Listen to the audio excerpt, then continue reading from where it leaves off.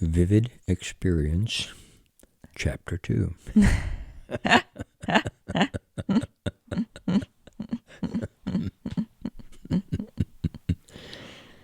When you have a deep and profound connection with another person or other people, you want to be able to replicate that. Mm-hmm. It's very challenging because most of what people call intelligence is memory. Mm-hmm. I've done 1,000 IQ tests, Wechsler's and Stanford Binet's, and vocational interest inventories and personality scales. And what they're all measuring and calling intelligence or aptitude is memory. Mm-hmm. If memory is intelligence, then we're in a whole heap of trouble because AI is a lot better at it than we are. Yeah, for sure. But it's not memory. It's not memory. It has nothing to do with repetition. In fact, it's the opposite of that. It's what happens when an experience occurs that you can't compare to anything else. You can't memorize it. You can't recite it. You can't even write it. I read coaching books. I read because I love to read. I don't read to learn. I think, wouldn't that be painful? I'm going to read this book because it's good for me. I might learn something. And you see students in graduate school and they're leaned over their paper trying to cram information into their brain. Oh, painful, man. I could never do it. If you remember something, okay, so to get into this room, you had to walk down some stairs. And do you remember it? No. Nope. I remember at some point over the years walking down the stairs, but I do not remember the specific time. Are those really memories, or are those ideas you've conjured up and attached to them as if they were memories? Yeah, possibly. It gets very interesting right now. What is... I mean, I can recall having my hand on the railing and seeing the wooden railing, things like that, but not specifically from today walking down the stairs. That's not bad. You can also recall your Tesla because they're not doing very well either.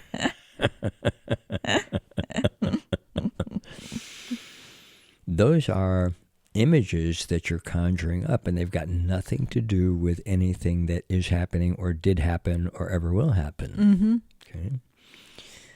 It's hard for people to grasp that because our whole life, our IQ, our grades in school, all based on memorization, regurgitation, holding pictures in our minds, putting them into mathematical formulas so that just a few people can communicate them.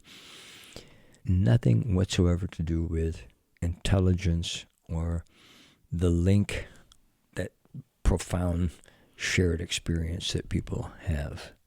That's what's real.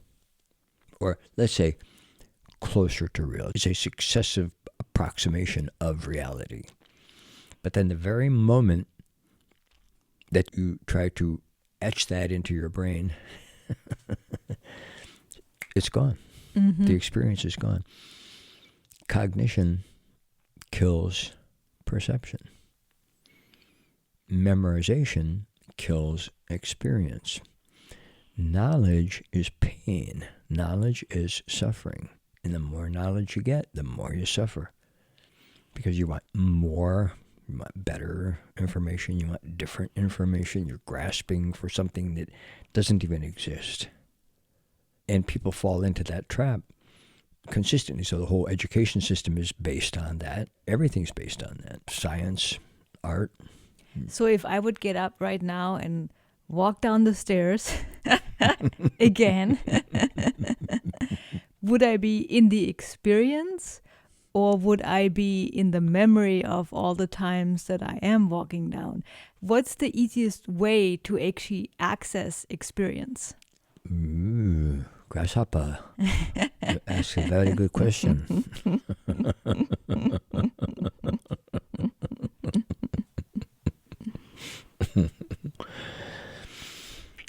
It does create some curiosity about can you build a map to get you here? Is there a way to build a map? That's what I've been working on ever since the 1960s. How do you build a map to a direct experience, or a map that people can use it and create and recreate? Well, there's one clue right there, right? Recreation that creates something vivid, something new, something surprising. That's the domain of innovation. So I notice, for example, when I travel to a new place, because I've never seen it, it just throws me into a whole new world. Now, even if I love the place more than anything, the second time I go to it, it is not as vivid. Wow. You're talking to a guy who eats baked potatoes every day. I know. I don't know how you do that.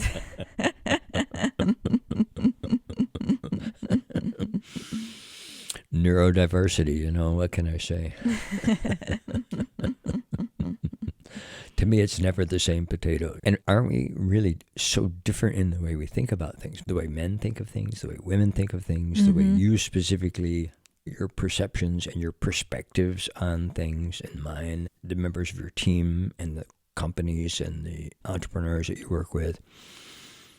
Everyone radically different from any of the others. Yeah, if I know I'm going to go to a certain place, the memories of earlier experiences come flashing in weeks, months ahead of time. So I'm experiencing the place somewhat through my earlier memories. That's right. That's right. And that's not a memory.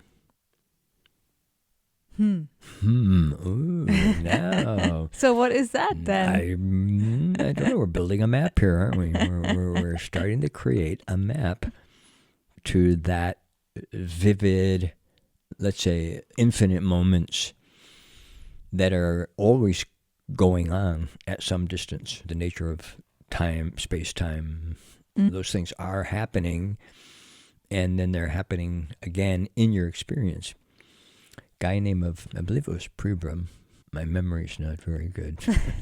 You can always ask AI. Okay, that's good. So he does this thing where he makes a hole in people's head and he puts a probe inside of their skull because they have brain damage, and he's got to get in there and fix things. And he touches certain depths of neurons in their bodies, in their brains, and suddenly they are in two places at the same time. They're with him, and he says, "Are you here with me now?" And they say, "Yes, I'm right here." "Are you somewhere else?" "Yes, I'm also on the farm with my grandfather. He's doing some work, and I'm picking apples from the apple tree." "Oh, so that's a memory?" "No, I'm there, and I'm here." Boy, that sent a shockwave through the psychology industry. I bet. What's going on there? You have to go into unknown territory, and you have to be prepared to be surprised. But the surprises will come. You don't have to look for them. They're looking for you. That sounds weird, but experience is looking for you. So are you saying when those memories are flooding in, I am in the past experience at the same time as in the present experience? No. I didn't think so. I'm just checking.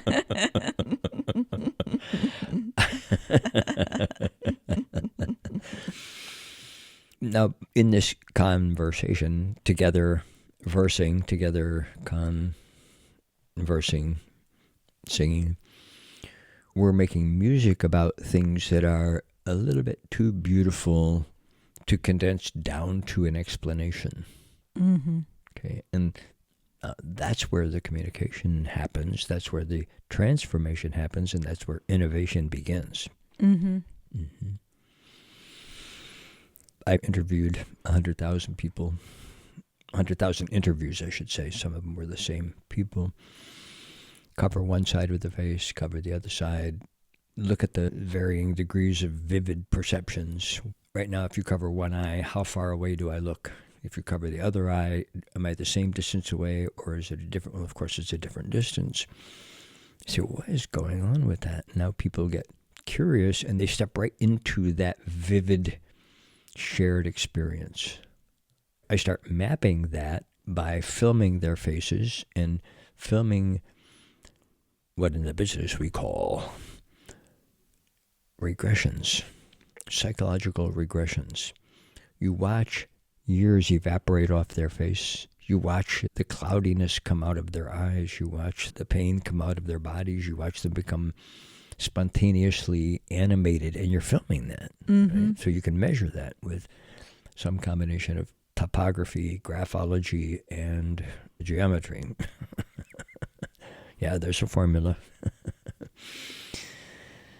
You can't use the formula to get there, right? You write the formula down out of the experience. Right. Okay, and it's not a formula that's fixed because it changes with each person. Each person is now inventing the trajectory of their lives. And very often, for the first time in a long time, they're in charge of that. They're not just rehashing what they've been told and trying to be what they're supposed to be. The comment that people make is, wow, they look so much younger, but yet they look more mature at the same time. Now you begin to deal with paradoxes. And every experience brings up a paradox. Two of them. Two docs, paradox. Get it? Okay. A pair of dogs. I'm never going to make it as a comedian. What we call the mind is a double bind, a series of double binds or entanglements that are really messy. Talked to a guy at a big automotive firm. He said, it's a mess down there.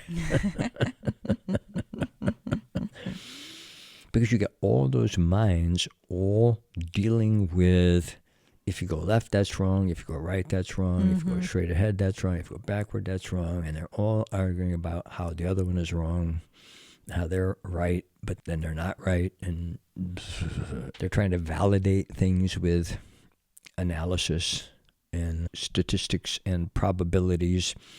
They just get more entangled the more they calculate. Can't calculate conscious awareness. Go into a doctor, he gives you a little bit of, here, breathe this, and you're out. You go bye-bye. You can't calculate that. It takes the same amount to get a horse unconscious as a person, as a horsefly, as a flea, as a whatever. You can't subject that to ordinary statistical analysis. Let's use a word for that vivid connection. Okay, let's use conscious awareness, not consciousness. It's a big argument. Nobody knows what it is. Everybody's trying to define it. The dictionary defines it as just, you're awake. Okay? But there's awareness, and even when you're unconscious, there's also kinds of awarenesses. And there are kinds of knowledges, kinds of intelligences, as we learned from Howard Gardner, multiple intelligences replaced what we used to call IQ. But there are also multiple curiosities. Now you got to start mapping something.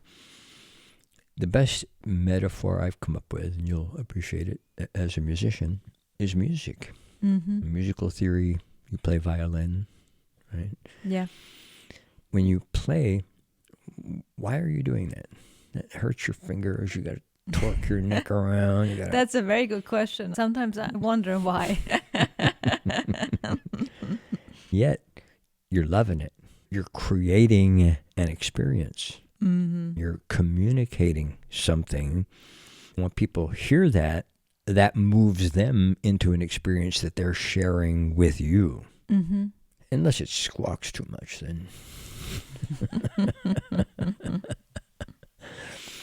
There's a process of sorting out the signal from the noise.